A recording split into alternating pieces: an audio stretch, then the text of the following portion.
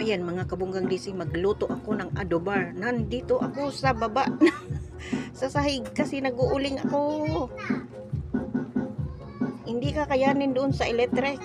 Kaya dito na lang sa uling. Ayan o, katabi ang wasing. Ayan nyo na yan, wag nyo na lang pansinin yan. Diba? Alam ko namang naunawaan nyo ako, mga followers, mga viewers, mga subscribers dyan sa OFW, mga OFW. Ito yung kaganapan ngayon dahil mag-New Year. Ayan, 2 kilong adobong baboy. Mamaya magsabaw tayo ng buong manok, ibibidyo natin. Ayan o, adobar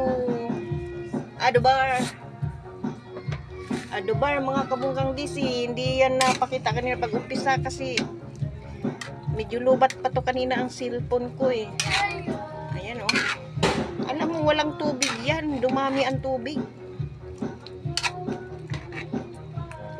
Hindi ko nalalagyan ng tubig yan.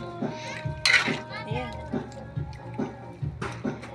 Mga kabunggang DC, madilim, pasensya na kayo ha. Ayan oh.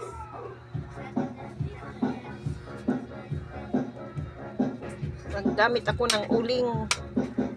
Ayan mga kabunggang DC, sanay naman ako niyan. Galing naman din ako sa mayaman na pamilya. Joke lang. Pakibaba na lang yung mga kilay niyo dyan. Mas gusto ko pa nga yung ganyan.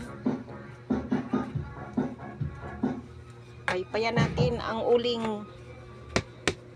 Dahil malungkot ang uling. Bakit? New Year na, malungkot pa rin ang uling.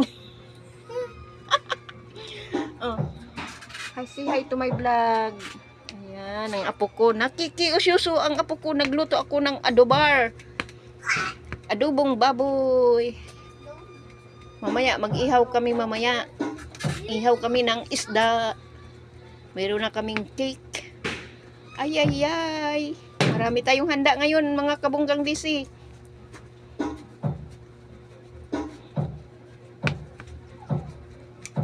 Malungkot man ang ating 2025, pilit nating gawing masaya. Alang-alang sa ating pamilya. Huwag kayong magsawang panoorin ang aking mga vlogs, mga kabunggang DC. Yung aking YouTube channel, Bunggang DC Vlogs. Please subscribe and comment and share and like.